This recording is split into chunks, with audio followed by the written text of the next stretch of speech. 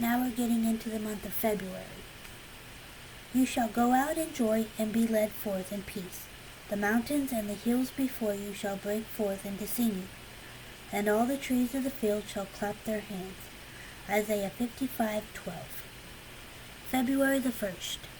The Patience Pit. Let's be honest, we're not that good at waiting for anything these days. Yet the reality is that waiting is a necessary part of life. We wait for people, we wait for events, and we wait for desires to be fulfilled. But do we recognize that waiting might also apply to our emotional lives? Do we hold on to hope that we can be rescued from a troubled heart?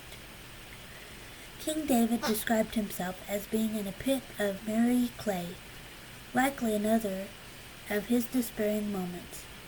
Perhaps even on reflection of his sins, he needed to be rescued, not necessarily from his enemies, but from his state of mind. David says he waited patiently, understanding that he might not be instantly rescued, and he trusted that God alone would save him. I waited and waited and waited some more, patiently, knowing God would come through for me.